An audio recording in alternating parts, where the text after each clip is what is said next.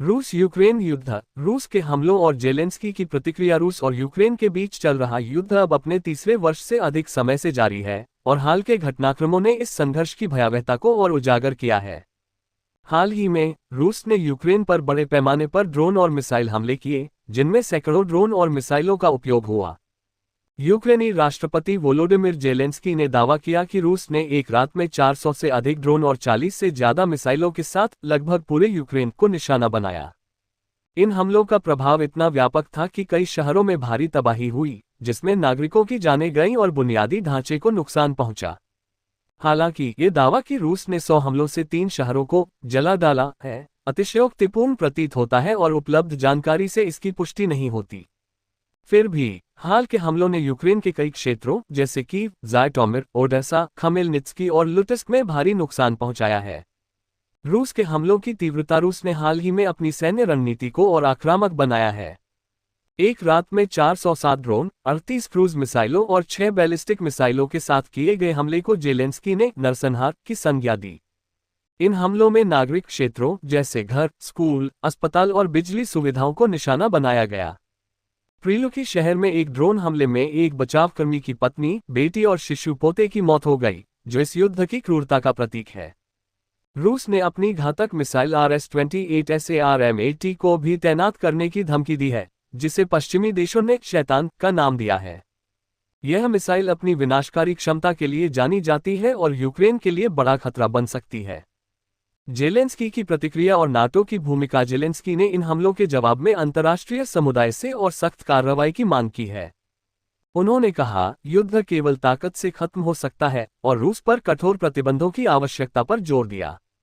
Zelensky ने NATO और अन्य सहयोगियों से अधिक सैन्य सहायता, विशेष रूप से हवाई रक्षा प्रणालियों जैसे पैट्रियट की मांग की है। हाल ही में अमेरिका ने इजरायल से नवीनीकृत पैट्रियट प्रणाली यूक्रेन को भेजने की योजना बनाई है।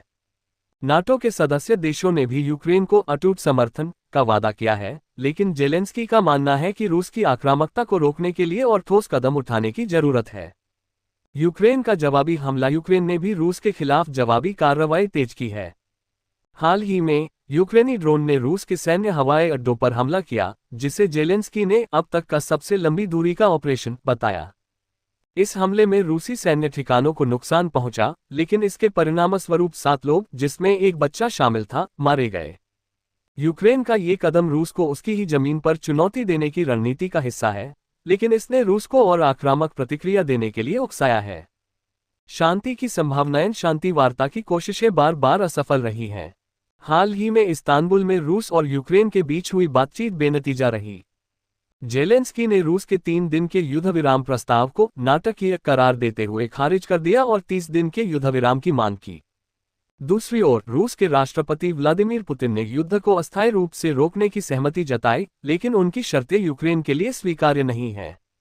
अमेरिकी राष्ट्रपति डोनाल्ड ट्रंप ने भी दोनों पक्षों से समझौते की अपील की है, लेकिन उनकी टिप्पणियां, जिसमें उन्होंने जेलेंस्की को युद्ध का जिम्मेदार ठहराया, विवादास्पद रही हैं।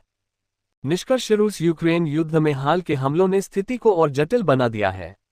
रूस की आक्रामकता और यूक्रेन की जवाबी कार्रवाई ने दोनों पक्षों को भारी नुकसान पहुंचाया है, जिसमें लगभग 14 लाख सैनिकों और नागरिकों की जान गई है। जेलेंस्की की दृढ़ता और नाटो का समर्थन यूक्रेन के लिए महत्वपूर्ण है, लेकिन शांति की राह अभी दूर दिखाई देती है। अंतर्राष्ट्रीय समुदाय को इस संकट को हल करने के लिए और प्रभावी कदम उठाने की जरूरत है, ताकि इस मानवीय त्रासदी को रोका जा सके।